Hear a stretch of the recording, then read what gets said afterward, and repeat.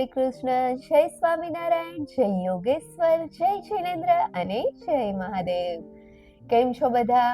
મારી channel HNS food સ્ટેશનમાં તમારું સ્વાગત છે. આજે આપણે શિયાળામાં મસ્ત મળતા લીલા લસણનું અથાણું બનાવીશું. આ લીલા લસણનું અથાણું એટલું ટેસ્ટી બને છે કે તે જમવાની સાથે તો મજા જ આવે છે, પણ રોટલી, ભાખરી, પરોઠા અથવા તો બ્રેડ સાથે એકલું ખાવાની પણ ખૂબ જ મજા પડે છે. તો ચાલો આ એકદમ ટેસ્ટી અને શિયાળામાં ખાવાની મસ્ત મજા પડે તેવું તીખું ચટપટું લીલા લસણનું અથાણું બનાવવાની શરૂઆત કરીએ. લીલા લસણનું અથાણું બનાવવા માટે સૌથી પહેલા આપણે અથાણાનો મસાલો બનાવીશું. તો તેના માટે એક વાસણમાં 1 ટેબલસ્પૂન આખા ધાણા, 1 ટેબલસ્પૂન રાઈ, 1 ટીસ્પૂન વરિયાળી અને 1 ટીસ્પૂન તલ ઉમેરીશું. અહીંયા મેં સફેદ અને કાળા તલ મિક્સમાં લીધા છે. તમે એકલા સફેદ અથવા તો એકલા કાળા તલ પણ લઈ શકો છો. ત્યાર પછી તેની સાથે અડધી ટીસ્પૂન વરિયાળી અને 8 થી 10 મરીના દાણા ઉમેરીશું. અને હવે આ બધી જ વસ્તુને સતત ચમચી વડે હલાવતા ગેસની સ્લો ફ્લેમ ઉપર શેકીશું. આપણે જ્યારે મસાલા શેકવાની શરૂઆત કરીએ ત્યારે જ તેમાં 1 ટીસ્પૂન જેટલું મીઠું પણ ઉમેરી દેશું, જેથી કરીને મસાલા શેકાતી વખતે તે બળે નહીં. હવે આપણે આ મસાલાને સતત હલાવતા ગેસની સ્લો ફ્લેમ ઉપર મસાલાની થોડી સુગંધ આવવા લાગે અને તલ અને રાઈ ફૂટવાનું શરૂ થાય ત્યાં સુધી શેકીશું. મસાલાને ગેસની સ્લો ફ્લેમ ઉપર શેકવાથી મસાલાની મસ્ત સુગંધ અથાણામાં આવશે, એટલે તેને ગેસની સ્લો ફ્લેમ ઉપર જ શેકવાના છે. થોડી વાર મસાલાને ગેસની સ્લો ફ્લેમ ઉપર શેક્યા પછી અહીંયા જોઈ શકાય છે કે મસાલાનો થોડો કલર ચેન્જ થવા લાગ્યો છે અને સાથે મસાલાની મસ્ત સુગંધ પણ આવવા લાગી છે અને મસાલામાં રહેલા તલ અને રાઈ ફૂટવાનું પણ શરૂ થઈ ગયું છે.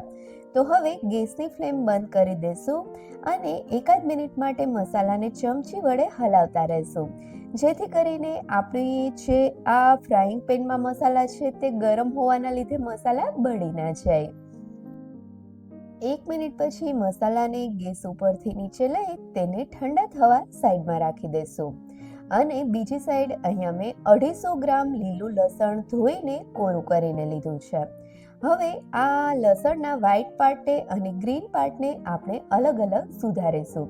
વ્હાઈટ પાર્ટને મોટા ટુકડામાં જ રાખીશું, જ્યારે લસણના લીલા ભાગ એટલે કે લીલા પાનને આપણે એકદમ બારીક ટુકડામાં સમારીશું. તો અહીંયા જોઈ શકાય છે કે લસણ સરસથી સુધારાઈ ગયું છે.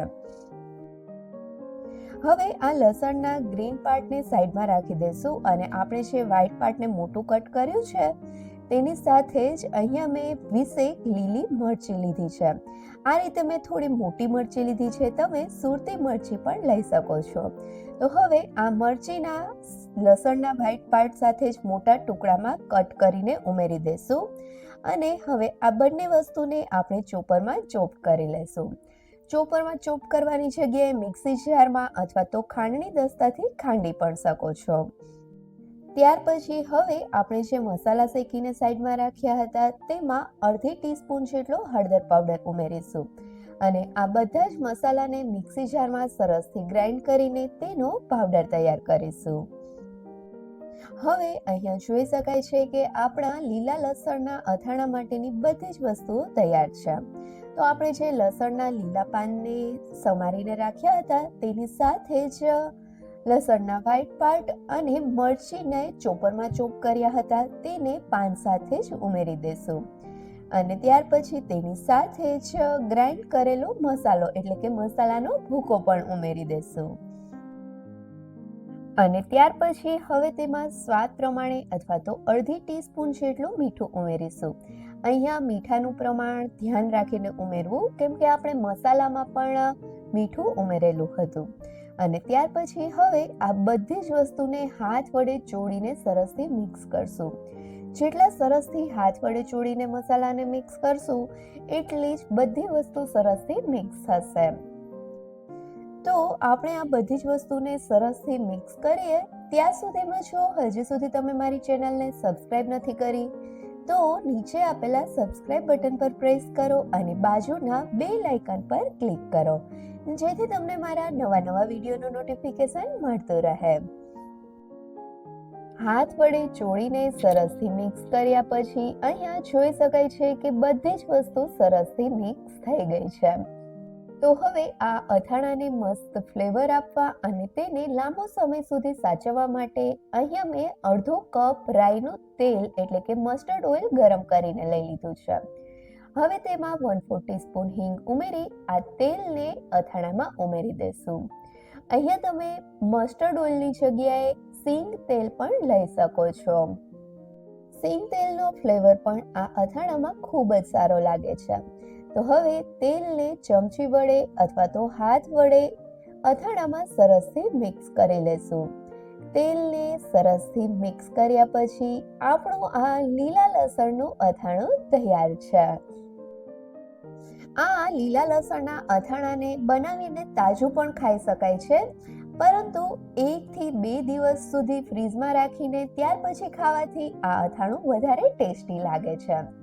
આ લીલા લસણનું અથાણું એટલું ટેસ્ટી બને છે ને કે તે જમવાની સાથે તો ખાવાની મજા જ પડે છે, પણ શાક વગર રોટલી, ભાખરી, પરાઠા, રોટલા અથવા તો બ્રેડ સાથે ખાવાની પણ ખૂબ જ મજા પડે છે. અને આ અથાણાને તમે રાઈસ સાથે પણ ખાઈ શકો છો.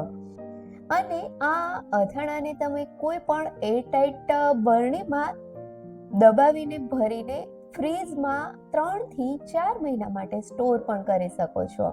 તો તમે આ શિયાળાની ઠંડીમાં ખાવાની મસ્ત મજા પડે તેવું તીખું ચટપટું લીલા લસણનું અથાણું એક વખત તો જરૂરથી ટ્રાય કરજો અને મને કમેન્ટ કરીને કહેજો કે તમને મારી આ રેસીપી કેવી લાગી. જો રેસીપી ગમે તો વિડીયોને લાઈક કરજો અને તમારા ફ્રેન્ડ સાથે શેર પણ કરજો. અને હા, મારી ચેનલને સબસ્ક્રાઇબ કરવાનું ભૂલતા નહીં. Thank you so much.